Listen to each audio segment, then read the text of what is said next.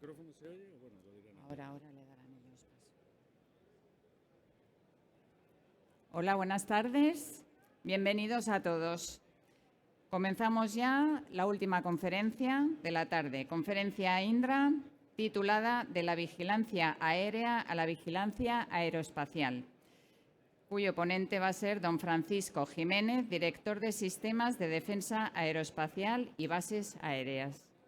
Puede comentar. Buenas tardes. ¿Me oyen bien? Perfecto. Pues si le parece, arrancamos en esta última charla del día. Siempre son intensos y a estas horas pues ya andamos todos cansados. Así que procuraré en la medida de lo posible hacerlo lo más ameno que pueda. Básicamente, en esta charla nos gustaría compartir con ustedes un poco cuál es nuestra visión desde la compañía, desde Indra, de la evolución que están sufriendo los sistemas actualmente de vigilancia aérea, aumentando sus áreas de responsabilidad tanto hacia la baja cota como hacia el espacio ultraterrestre, hacia el área espacial. Y compartir pues, nuestra visión y un poco las líneas de trabajo en las que estamos trabajando y las ideas o enfoques que les damos para su conocimiento, ¿no? Me gustaría identificar o tratarlo, organizar un poco la charla en 7 puntos principales. En primer lugar, compartir ese concepto multinivel, multidominio, que entendemos en lo que es la distribución, la organización o la presencia de las distintas amenazas ante las que tenemos que dar respuesta, y luego ir recorriendo esos niveles muy brevemente. No nos da tiempo a entrar en detalle en cada uno de los ámbitos, pero sí por lo menos esbozar esos puntos principales o aspectos principales que consideramos relevantes a la hora de enfocar este tipo de sistemas en el futuro. Empezaremos por las situaciones, los retos con los que nos encontramos en baja cota, en la defensa anti-UAS, ante los sistemas no tripulados. Me gustaría también, a nivel de los sistemas JIVAD, comentar el impacto y las arquitecturas distribuidas a la hora de enfocar o de plantear la futura defensa aérea colaborativa. ¿Cuál es el impacto que tiene la incorporación de los cazas de nueva generación en este tipo de sistemas, tanto desde el punto de vista de medios propios de interceptación o de defensa como de amenaza? En tiempo de paz, muy importante también, ese uso conjunto del espacio aéreo y del espacio ultraterrestre entre entidades civiles y militares obliga a establecer una coordinación adecuada entre cada uno de ellos. ¿Cuál es el enfoque o las tecnologías que están reviviendo o las aproximaciones ante ante las nuevas amenazas como son los misiles hipersónicos? Y por último, entrar ya directamente en los elementos de vigilancia espacial, tanto desde el espacio como hacia el espacio, ¿no? Es decir, la integración en este dominio del ámbito espacial. Tradicionalmente hablamos de defensa aérea y antimisil, y en esta charla de hoy querría un poco incorporar, además de ahondar en aspectos específicos de esa defensa aérea y antimisil clásica, la integración del dominio espacial en ese entorno, ¿no? Tanto desde el punto de vista de sí mismo como las misiones o actuaciones a abordar desde él, ¿no? Por tanto, nos centraremos no solo en el espacio aéreo tradicional, el espacio convencional, sino que también subiremos hacia lo que sería el espacio aéreo superior, hasta la línea de Kármán, es decir, hasta la finalización de la atmósfera, y luego las implicaciones de los sistemas enfocados hacia o desde el espacio ultraterrestre, ¿no? Es importante tener un poco una visión organizada o multinivel de este dominio del espacio aéreo y espacial, desde el punto de vista de dónde se ubican las distintas amenazas ante las que tenemos que dar respuesta, ¿no? Empezando por las amenazas que aparecen a baja cota, los sistemas RAM, los sistemas UAS de baja cota, micro, mini, clase 1, de todos los tipos, las amenazas que aparecen a corta distancia o alturas intermedias a responder con los sistemas JIVAD desde tierra o SVAD en general, integrando los sistemas navales, la defensa aérea convencional, tanto con aviones tripulados, contra aviones tripulados como no tripulados. Siguiente nivel, entrando en lo que es defensa antimisil, tanto a nivel táctico como a nivel larga distancia, BMD. Y por último, ese es ya un entorno, un dominio compartido con los elementos de vigilancia para el concepto, el conocimiento situacional del espacio exterior, ¿no? Ello nos lleva a arquitecturas de sistemas, en el que cada uno de los distintos elementos se centran esencialmente en dar respuesta, intentar neutralizar las amenazas a baja cota, como nuestro sistema antidrone Crow, los sistemas de defensa antiaérea en torno a la arquitectura o nuestro sistema COAS, la configuración del elemento AIRDEF, actualmente en modernización en el Ejército del Aire, en los sistemas de ARS, de defensa aérea del Ejército del Aire, y el crecimiento e incorporación de los elementos de vigilancia espacial y de explotación de esos datos, ¿no? Bien para acometer lo que sería una batalla multidominio, aunque en el caso de hoy lo vamos a simplificar a siempre desde el punto de vista de la vigilancia, a lo que sería la capacidad de vigilancia en el dominio aéreo y espacial, aunque intervengan elementos o medios ubicados en otros dominios, terrestre, naval o el propio aéreo y espacial, ¿no? Las amenazas ya las hemos mencionado a lo largo de la charla de hoy. A lo mejor me centraré un poquito más dentro del tiempo disponible en comentar al hilo de las nuevas amenazas de los misiles hipersónicos, que tienen muchas relaciones o implicaciones con la defensa antimisil, y siempre procuraré en alguna medida identificar cuál es el estado del arte, las soluciones actualmente operativas y cuál es la evolución que desde nuestro punto de vista creemos pueden tener o deben tener este tipo de sistemas, ¿no? Y también nos centraremos hacia el final en esas nuevas amenazas espaciales, tanto que tienen lugar en el espacio como contra los assets espaciales, cada vez más importantes en las misiones militares, como desde el espacio hacia las fuerzas terrestres, ¿no? Si nos centramos, como he comentado, un poco en primer lugar, ver desde el punto de vista de vigilancia cuáles son los retos que nos encontramos a baja cota, quería un poco aquí comentar en ese modelo de integración de sistemas existentes, tanto de sensores como de proceso, además de los sistemas específicamente diseñados para lo que sería la defensa de punto, la protección de infraestructuras críticas ante este tipo de amenazas de corto alcance y en baja cota, comentar, por ejemplo, que también es posible, utilizando los medios existentes, los medios de vigilancia existentes, como por ejemplo los radares Lanza tridimensionales en distintos alcances, ya que existen y aunque tienen una misión orientada hacia otro tipo de amenazas, también es posible adaptarlos, utilizarlos para vigilar o intentar detectar de forma adecuada este tipo de amenazas. ¿Cómo se consigue eso? Pues se pueden definir dentro de los sistemas radar tridimensionales zonas de especial interés en torno a las infraestructuras críticas en las que se pueden bajar los umbrales de detección y poder detectar en un entorno de más ruido esos blancos de muy baja sección cruzada, ¿no? Y con esa capacidad que integra no solo capacidades automáticas, sino la experiencia de los operadores, poder detectar con sensores no específicamente orientados a este tipo de amenazas los drones, ¿no?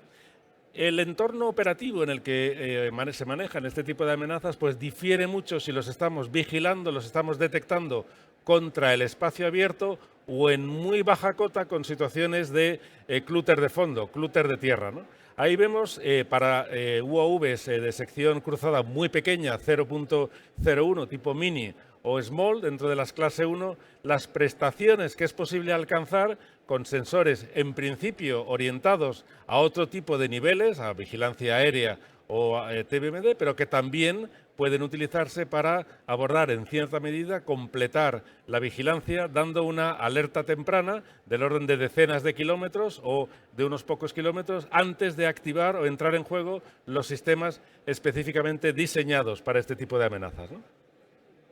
Pero ¿qué es lo que ocurre cuando nos encontramos en un escenario en lo que la amenaza no es un dron aislado, sino una formación de drones, un enjambre de drones, un conjunto de UAVs acercándose o intentando atacar o amenazar una determinada infraestructura? Para poder vigilar, para poder reaccionar ante este tipo de amenazas, necesitamos elementos adicionales. Nos gustaría tener efectivamente una cobertura 360 grados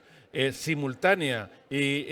al mismo tiempo pudiendo vigilar todos esos blancos,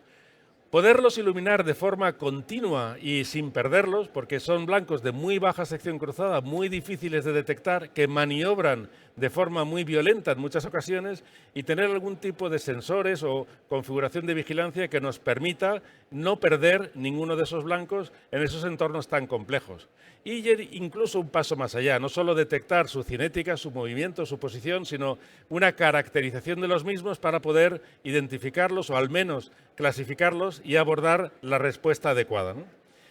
Ante este tipo de nuevos escenarios que nos encontraremos, la tecnología de los radares, de los sistemas de vigilancia evoluciona. Venimos de los sistemas convencionales clásicos de scan mecánico que dedican o se enfocan durante un determinado tiempo en un determinado espacio, ¿no? Por tanto, descuidan todo el resto de la cobertura mientras está rotando la antena, ¿no? La evolución de esos sistemas hacia los sistemas de barrido electrónico, que tienen mucha mayor agilidad en lo que es el apuntamiento de los haces, nos permite reducir ese tiempo del espacio no vigilado o incrementar el tiempo sobre el blanco. Pero lo que necesitamos para este tipo de amenazas complejas, múltiples y simultáneas son sistemas que nos permitan transmitir en todas las direcciones omnidireccional y tener la posibilidad de recibir los retornos de señal simultáneamente en todos los ángulos. Y eso nos lleva a este tipo de radares que reciben muchos nombres, radares persistentes, holográficos mismo, que permiten generar o transmitir señales en todo el espacio y simultáneamente recibirlas en los 360 grados, lo que nos da una vigilancia continua y permanente. Inicialmente 2D, pero existen arquitecturas en las que esa configuración de antena transmisora y receptoras las podemos apilar para generar una cobertura tridimensional, que puede ser, como digo, 360 o si específicamente sabemos que la amenaza nos llega por un determinado sector, se puede hacer direccional en el elemento transmisor. Pero como vemos, estamos trabajando y explorando arquitecturas que nos permitan, ante múltiples amenazas de una muy alta dinámica en área cercana, poder realizar una vigilancia continua sin complicar de forma excesiva lo que es los elementos transmisores receptores, ¿no? Si subimos al siguiente nivel, pues me gustaría comentar dentro de los sistemas de vigilancia aérea desde tierra las nuevas tendencias en torno a la defensa aérea colaborativa. Todos sabemos que en un teatro de operaciones es fundamental conseguir zonas en las que se evite la entrada, zonas de exclusión, disuadir a los atacantes de que entren en ese espacio o, en el caso de que se introduzcan, dificultar sus movimientos, ¿no? Los requisitos que ese escenario de exclusión se buscan, imponen sobre los sistemas de vigilancia, obligan a que estos sistemas tengan prestaciones que den tiempo suficiente a detectar la amenaza, seguirla, confirmarla, clasificarla, realizar o tomar la decisión de disparo y que el disparo, que el arma de respuesta tenga tiempo suficiente como para neutralizar la amenaza antes de que la propia amenaza lo sea en sí misma, pueda disparar, ¿no? De forma que estos son escenarios que tienen lugar en segundos y el diseño de los sistemas de vigilancia tienen que permitir la realización de todo ese ciclo operativo para que de forma efectiva la zona de exclusión permita que la amenaza no entre en la misma o no se incorpore o realmente no lo sea, ¿no? Aplicando o buscando configuraciones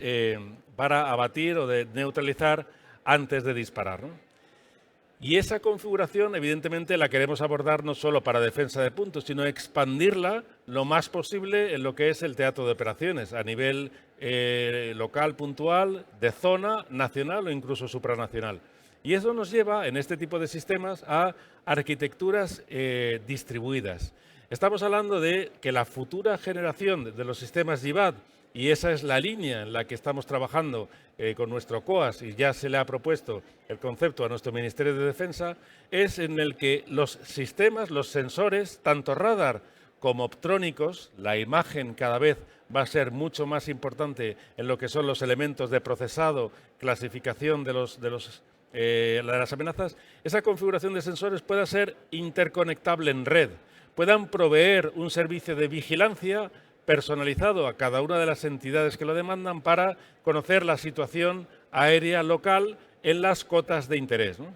De forma que ese servicio de vigilancia, esa información de vigilancia de sensores en red desplegables según la misión o configurables, alimenta a su vez a una red de centros de decisión, de FDCs, de centros o elementos de mando y control, que pueden actuar individualmente o cooperativamente, colectivamente, ya no tan jerárquicamente como emplazado, sino una manera de distribuyéndose las tareas o misiones a la vista de la información que están recibiendo. Y a su vez,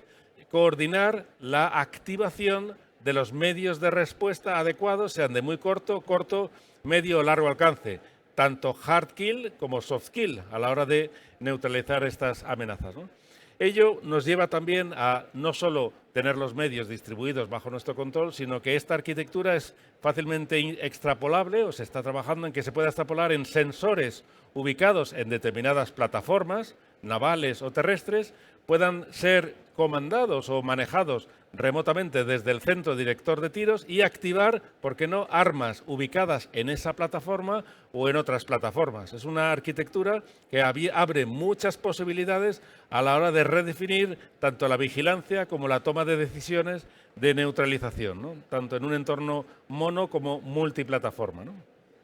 Ello hace que los sistemas de mando y control se conviertan en nodos de una red, y ya vamos introduciendo un poco los conceptos que en el medio y largo plazo nos llevan hacia la nube de combate, ya sea terrestre o aérea. Se convierten en nodos de proceso capaces de fusionar la información recibida de múltiples tipos de sensores, cinética o de imagen, gestionar los enlaces de datos de forma dinámica para recibir la información adecuada en cada momento de los sensores disponibles y, desde luego, activar de forma automática o siempre con el operador en el loop las decisiones o las medidas de neutralización de los mismos. A su vez, interconectado con los distintos elementos de mando y control de nivel equivalente o jerárquico superior, ¿no? Es decir, pasan a tener una arquitectura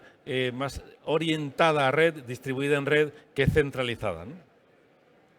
En este entorno también la heterogeneidad de amenazas que se nos presentan, de muy diverso tipo, como ven ahí distintos ejemplos, que tienen unas distancias de lanzamiento muy dispares, desde larga distancia, como puede ser un misil crucero que nos llega a baja cota, como distancias intermedias o prácticamente verticales, nos lleva a tener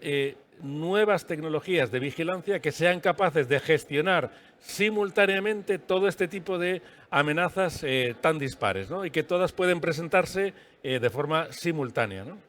¿Y cuál es la arquitectura o la configuración o el tipo de sensores o de vigilancia, de sensores de vigilancia adecuados para este nuevo entorno de operación? Pues claramente creemos que son los sistemas, las arquitecturas de barrido electrónico multifunción. Es decir, es que los sistemas de vigilancia puedan gestionar múltiples haces simultáneamente, con capacidad de apuntarlos en distintas orientaciones, elevaciones, azimut, y que nos permitan gestionar de forma independiente las misiones en cada uno de ellos, de forma que se puedan aplicar formas de onda para identificación, detección, seguimiento dedicado, revisitar un poco el resultado, alerta temprana de hacer distintos tipos de sistemas al mismo tiempo que se realiza la vigilancia 360, ¿no? En el entorno de los sistemas JIVAD no solo estamos evolucionando la arquitectura de nuestro sistema COAS hacia esa arquitectura distribuida o en red,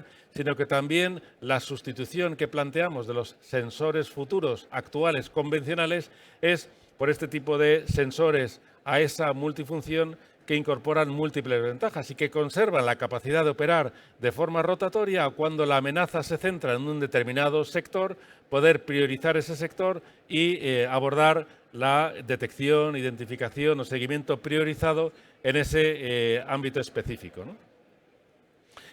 Si seguimos un poco subiendo en los niveles que comentaba un poco al principio, pues efectivamente viene un elemento de nueva generación, que es la incorporación de los futuros aviones de combate, los cazas de sexta generación, que intervienen tanto desde el punto de vista de amenaza potencial como elemento de interceptación o de defensa, ¿no? Estos sistemas ahondan todavía más en las capacidades stealth, es decir, en reducir la sección cruzada para ser mucho más indetectables, aplicando distintos mecanismos, eliminando los estabilizadores de cola, metiendo todos los pods, los sensores y los motores en el fuselaje. Es decir, estamos hablando también de incorporación de materiales absorbentes que hacen de las secciones cruzadas de este tipo de aeronaves sean realmente muy reducidas, hablando de 0.1 o 0.01. y volando a unas velocidades tremendas. Incorporan nuevos sistemas de armas más avanzados, e incluso láser o supersónicos, que hacen que el concepto que veíamos antes de zona de exclusión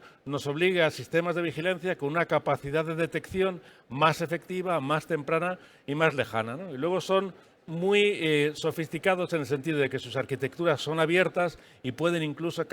cambiar o cambiarán en tiempo real las capacidades o las funcionalidades que tienen en su configuración, ¿no? Indra participa como coordinador nacional en el FCAS, en el futuro sistema de avión de combate, responsable tanto de la Combat Cloud como desde el ámbito nacional, el pilar de sensores, y todas las tecnologías que se están en este momento definiendo o esbozando de aplicación a este tipo de elementos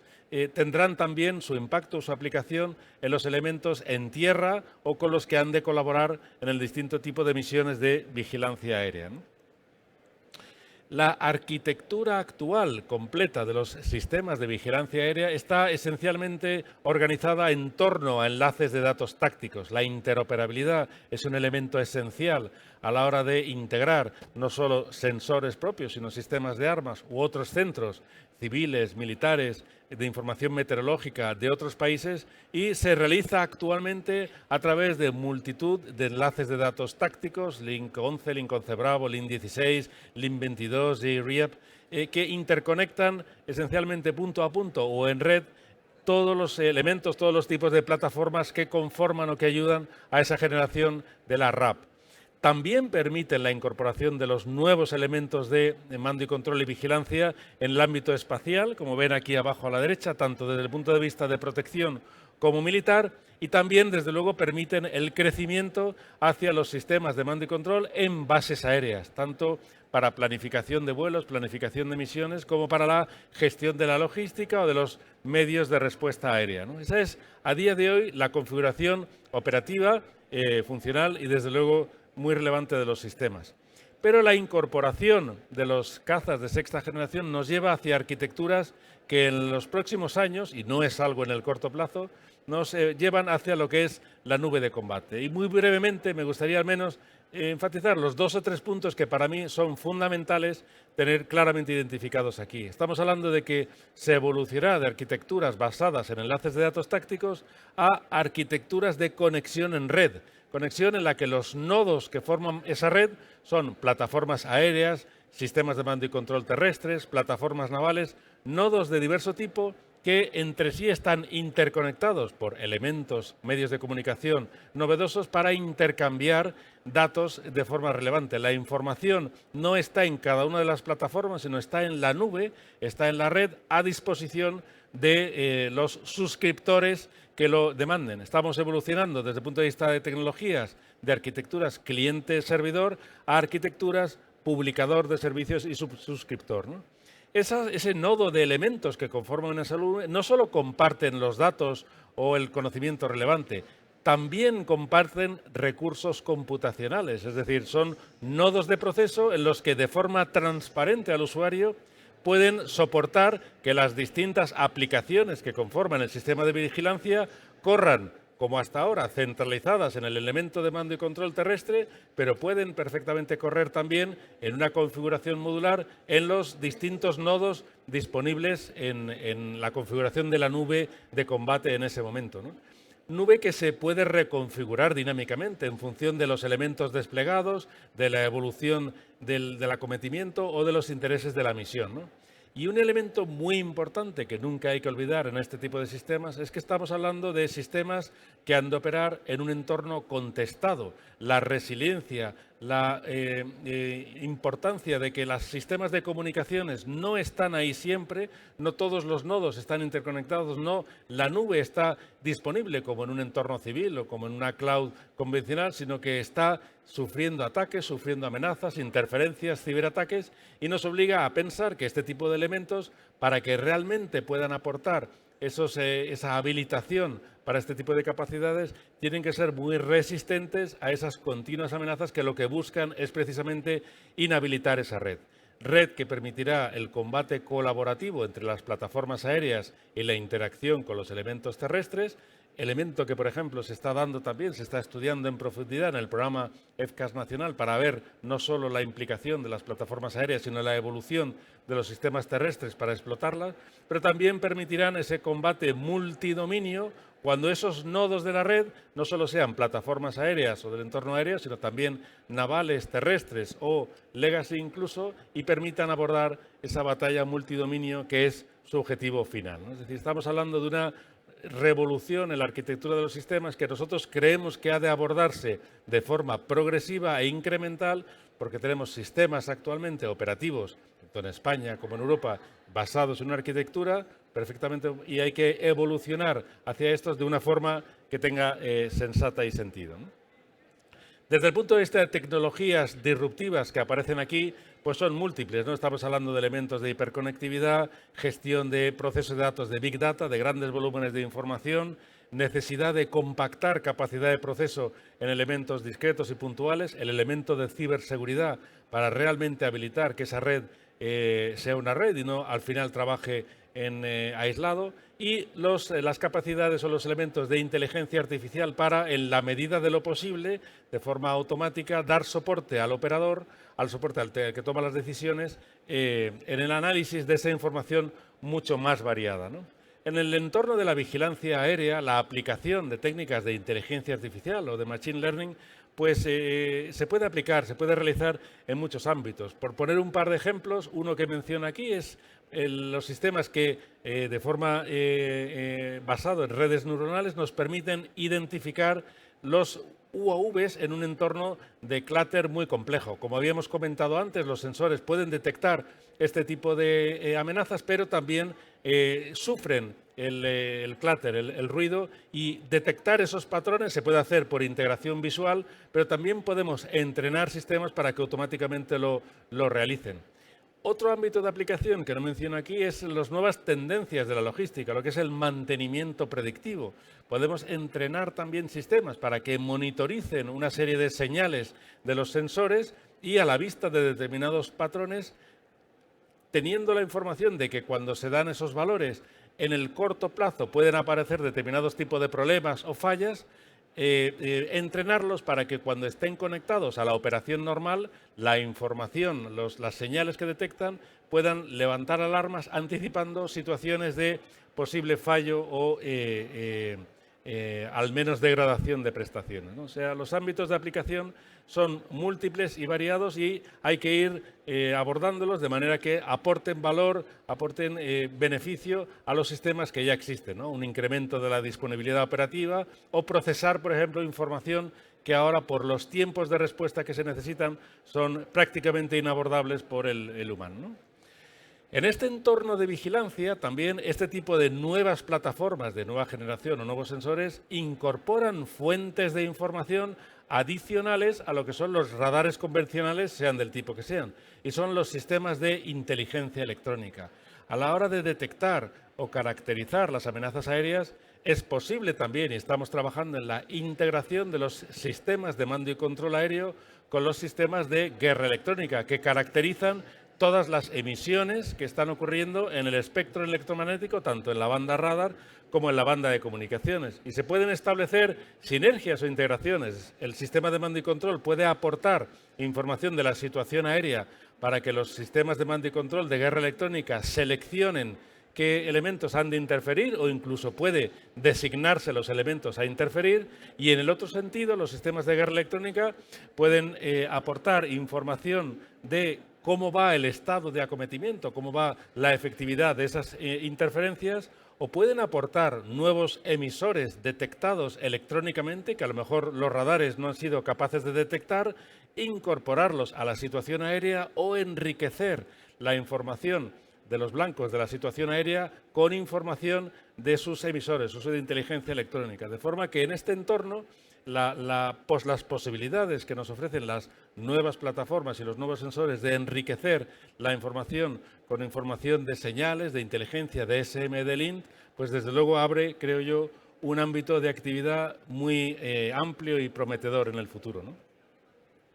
Es importante también pensar que este tipo de sistemas no operan solamente en tiempo de crisis o conflicto. En situación de paz también hay que evolucionar de forma significativa los medios de coordinación que existen actualmente entre los elementos de mando y control y vigilancia de aplicación militar con los elementos civiles. Estamos hablando de cómo poder intercambiar, por un lado, información de los datos de vuelo, de los planes de vuelo o de las nuevas trayectorias 4D en el futuro espacio único europeo, de espacio libre, en un sentido, pero también en el otro poder dinamizar, poder agilizar, poder facilitar de forma automática una gestión del espacio aéreo, intercambiando de una forma más dinámica, más flexible, las zonas o de uso restringido para que en ese espacio de uso libre el espacio aéreo pueda ser utilizado de forma más eficiente por aeronaves que pueden definir su trayectoria no solo por las radiodidas, sino por la ortodrómica más eficiente, ¿no? Y eso nos introduce elementos de interconexión entre los sistemas de vigilancia militar y los civiles que implican tener en consideración que estamos atravesando un dominio, estamos intercambiando información de un entorno clasificado, seguro, a un entorno no clasificado. Y eso obliga a reforzar todos los elementos de ciberprotección y la utilización o la aplicación de los sistemas de protección o ciberprotección a estándares como el SWIM, que son los que se están esbozando en programas como los programas dentro del marco SESAR, en el que Indra también está participando desde el punto de vista civil, ¿no? Esa información que se intercambia es mucho mayor que la que actualmente se realiza. Actualmente la coordinación esencialmente es por voz entre los controladores civiles militares y estamos hablando de un intercambio de información a nivel de detecciones, a nivel de trazas aéreas, a nivel de trayectorias, datos de vuelo o a nivel de espacio aéreo ocupado por zonas o restringidas o de uso específico que se pueden liberar o reservar de forma mucho más dinámica y permiten esa gestión más rápida, más flexible de ese espacio aéreo. Una interrelación que todavía pues tiene recorrido y en la que estamos trabajando, por ejemplo, en este ámbito, en un proyecto europeo que hemos propuesto para la convocatoria actual de los EDFs para precisamente automatizar estos elementos de coordinación civil-militar, de vigilancia coordinada. Y este elemento de coordinación civil-militar aparece también en la Baja Cota y este es un territorio también que se ha mencionado hoy en la sesión de por la tarde, que también obliga a cuáles son los medios, cuáles son los procedimientos, cuáles son los elementos de vigilancia que deben permitir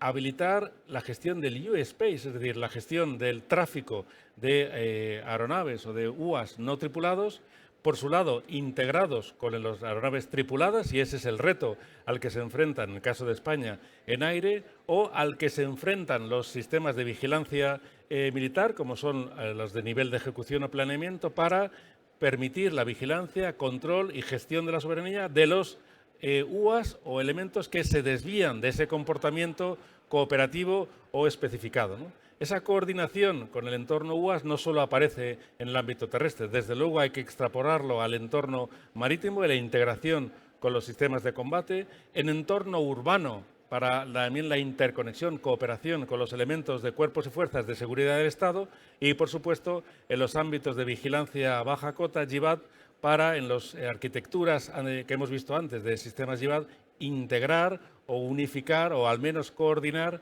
los sistemas antidrón con los sistemas de defensa aérea y antiaérea, ¿no? De forma que esta coordinación aparece en este ámbito y es un reto muy relevante porque, como ven, implica muchas entidades, procesos y sistemas. Y esa coordinación no acaba aquí, también aparece en el espacio aéreo superior. El proyecto ECO en el ámbito europeo está definiendo el concepto de operación del espacio aéreo superior, es decir, de entre los 30 kilómetros de altura hasta los 100 kilómetros del área atmosférica, donde progresivamente aparecerá más tráfico, tanto militar como subespacial como civil, con todas las aeronaves que van a venir, ¿no? O sea, ese es un ámbito en el que esa interrelación en todos los niveles pues tiene que estar totalmente imbricada, ¿no?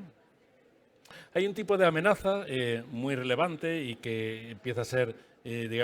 preocupante e incluso debe tenerse en cuenta en la arquitectura de los sistemas en el corto y medio plazo, que son los sistemas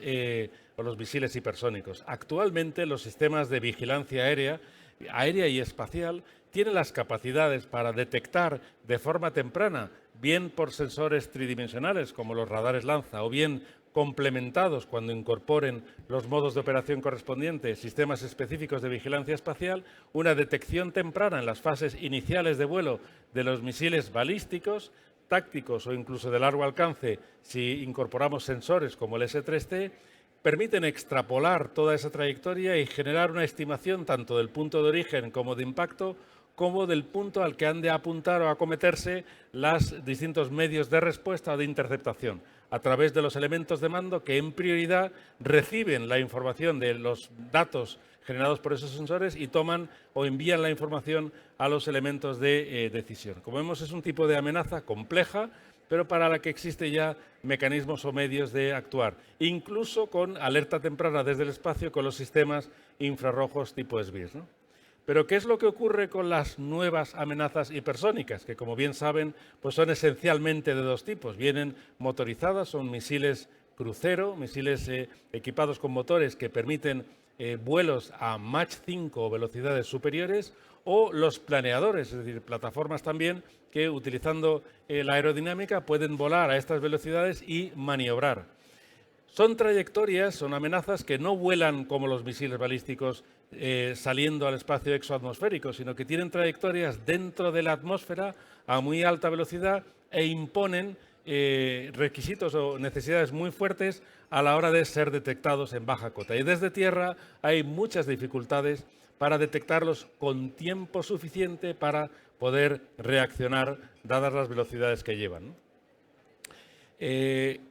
Desde el punto de vista de vigilancia, los elementos que constituyen sus ventajas principales al mismo tiempo son los elementos que se explotan para poder detectarlos. Vuelan a muy gran altitud para buscar la mínima fricción con la atmósfera, por tanto son fácilmente detectables contra el espacio abierto. Las maniobras que realizan realmente son las justamente necesarias, porque esas maniobras les desvían de su trayectoria objetivo original, o sea que hasta cierto punto es limitado. Tiene una fibra infrarroja, una firma infrarroja muy brillante, por tanto los sensores optrónicos a la hora de permitir la detección o alerta temprana de estas amenazas pasan a ser importantes. Es imposible generar elementos que distraigan la atención de los elementos de vigilancia porque vuelan a muy alta velocidad, pero también el plasma, por ejemplo, que generan reduce su sección cruzada, aunque lo que es la estela es fácilmente detectable. Es decir, se está en este momento analizando cuáles son las particularidades de este tipo de sensores para poder detectarlos con el tiempo suficiente. Y el tiempo suficiente, como hemos visto antes, dadas sus trayectorias dentro de la atmósfera, pues está reactivando el interés por un tipo de sensores que no son precisamente nuevos. Estamos hablando de los sensores over the horizon, sobre el horizonte, es decir, sensores que bien por reflexión en la capa ionosférica o bien por onda de superficie son capaces de detectar más allá del horizonte. Se busca algún tipo de detección temprana. Estados Unidos está implantando un sistema en Palau para vigilar el Mar de la China. Rusia tiene en el emplazamiento de Kaliningrado un radar de este tipo para vigilar este tipo de amenazas hacia Europa y efectivamente permiten detecciones a 2.000, 2.500, 3.000 kilómetros, pero poco más que eso. El tipo de forma de onda que utilizan, a pesar de que pueden ser configuraciones multi o biestáticas o híbridas, no es muy fiable. Realizan una alerta temprana, una detección temprana que puede alertar, pero no es posible, no es capaz de realizar un seguimiento, una estimación, un alcance de la precisión suficiente como para transmitir esa información a los medios de respuesta. Eso nos lleva a, de nuevo, configurar o buscar soluciones en el ámbito espacial, con constelaciones a distintos niveles, baja órbita o órbita media, que permitan esa detección, dada su firma infrarroja, con sensores infrarrojos, que, por ejemplo, complementen las redes actuales tipo SBIRS, y esa información la pasen a sensores en satélites de baja órbita que con mayor precisión pueden afinar la detección, estimaciones de velocidad, rumbo de lo que es la trayectoria, transmitirlas hacia los distintos elementos que conforman la red y alcanzar la precisión suficiente como para hacer el handover, enviar esa información a los sistemas en tierra o navales que puedan acometer o reaccionar ante este tipo de amenazas. De nuevo vemos que recurrimos o es posible recurrir a un entorno espacial para abordar amenazas que se dan en un entorno aéreo. La interrelación entre estos dominios es cada vez mayor, ¿no? Y por último, para terminar en este último bloque, sí que me gustaría brevemente también pues, comentar un poco los elementos o los conceptos o nuestra visión del ámbito de vigilancia espacial o aérea, tanto desde el espacio como hacia el espacio. Cada vez es más importante la infraestructura espacial en soporte a otro tipo de misiones o para el control de este dominio que cada vez está más congestionado, más contestado y es de mayor interés, ¿no? Desde el punto de vista de la vigilancia, claro, las amenazas pues, son también un poco diferentes. Estamos hablando de amenazas no maliciosas, como puede ser la propia basura espacial que existe y que hay que tener monitorizada, vigilada y controlada en las distintas órbitas que se produce. Es además un elemento dinámico que se crea. La meteorología espacial, que tiene un impacto muy importante en las transmisiones de señales. Efectivamente, las amenazas intencionadas, desde misiles en tierra, antisatélite, como elementos para ataque electrónico, interferir tanto los enlaces ascendentes como los enlaces descendentes, satélites que pueden actuar contra otros, bien capturándolos o bien realizando maniobras para inhabilitarlos, sistemas de energía dirigida desde tierra, es decir, aparece un nuevo entorno de amenazas también en distintos dominios que intentan evitar la operatividad, el funcionamiento de los sistemas espaciales, ¿no? O los propios satélites también pueden ser una amenaza para sistemas en tierra y, por tanto, es importante disponer de medios de vigilancia para saber dónde en cada momento están ubicados y cuál es el footprint de los mismos, dónde están vigilando o si estamos siendo vigilados, ¿no? Entonces, en este entorno de nuevas amenazas,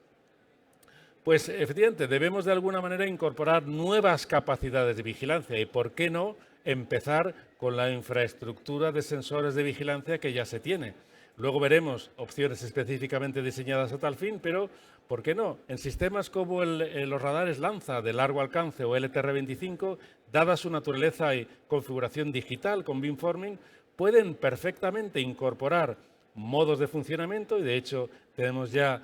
prácticamente en su fase final de diseño modos que permitan concentrar la energía en un determinado pincel, apuntar ese pincel hacia ángulos superiores, 40, 50, 60 grados de elevación y alcanzar distancias que nos permiten perfectamente vigilar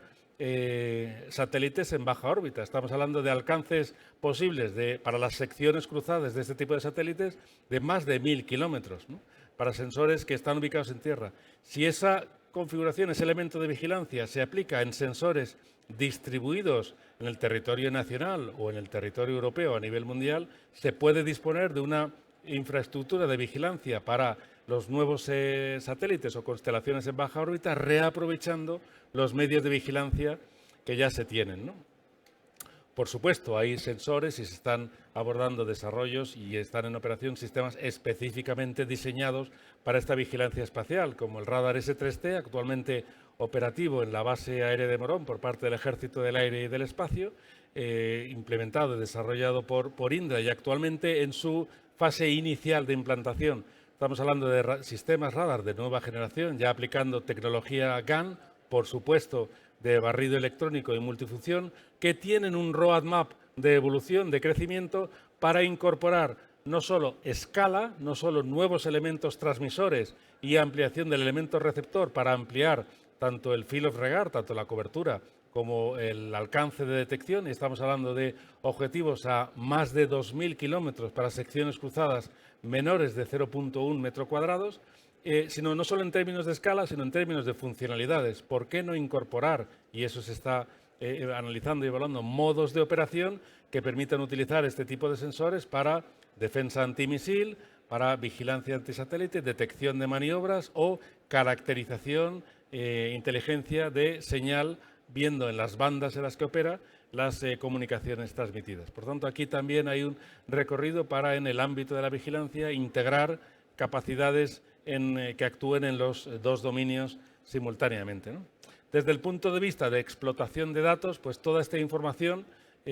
proporcionada por los sensores propios o ajenos, ya sean existentes o específicamente aplicados, deben tener muchos usos desde el punto de vista dual o civil para catalogar todos esos elementos vigilados, detectarlos, efectuar su seguimiento, ver si realizan algún tipo de maniobras y proporcionar a los distintos operadores o usuarios de estos satélites alertas del tipo conflicto, colisión o reentrada, ¿no? Pero además de esas capacidades, de esas funcionalidades, digamos, de uso dual o más bien de orientación civil, es importante, es esencial incorporar, porque los sensores ya dan esa información, funcionalidades o capacidades específicamente de interés para el uso militar. Por ejemplo, la caracterización o reconocimiento de ese tipo de satélites para identificar de qué se trata, no tener solo localizado el punto, el catálogo, la órbita, sino saber qué tipo de satélite estamos vigilando. Detectar también las acciones que estén tomando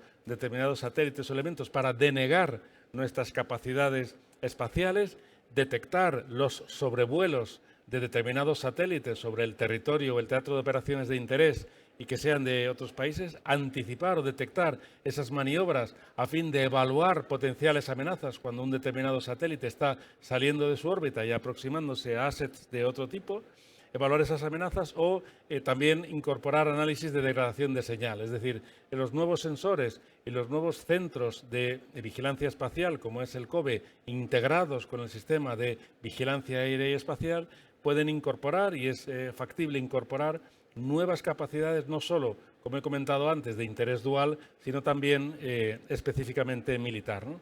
Indra, por ejemplo, en este ámbito está involucrada en dos iniciativas fundamentales, ¿no? Por un lado, es accionista, participa en la sociedad Sateliot, de forma que estamos actuando como socio tecnológico a la hora de habilitar constelaciones que permitan desde el espacio generar una conectividad entre los elementos en el campo de batalla con un estándar de banda estrecha y, por medio de esa constelación, proporcionar ese tipo de infraestructura de comunicaciones o de interconectividad. También estamos con Enaire en Startical, que es una joint venture inicialmente orientada a lanzar una constelación también de nanosatélites para poder dar cobertura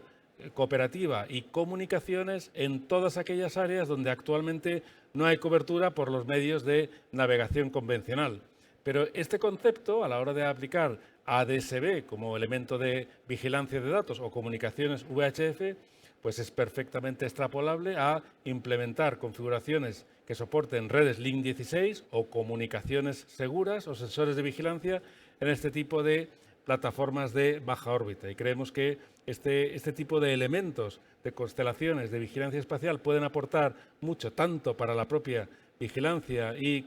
conocimiento del dominio espacial como hacia el ámbito terrestre. Y ya para terminar, ese concepto, desde luego, puede evolucionar a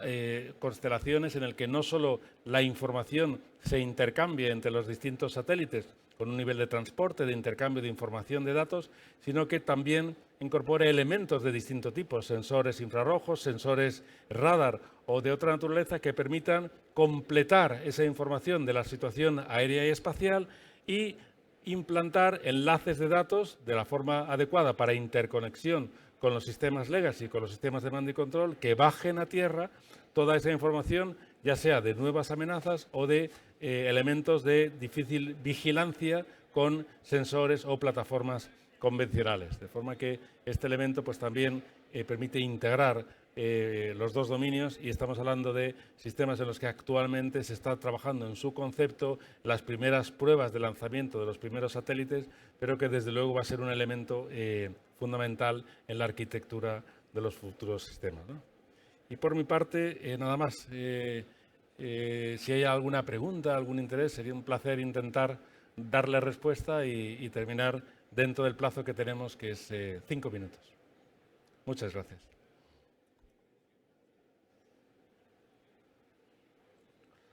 ¿Ninguna pregunta? ¿Todo claro? Pues nada, agradecerles su tiempo y que hayan disfrutado de la charla y le haya sido de interés. Muchas gracias.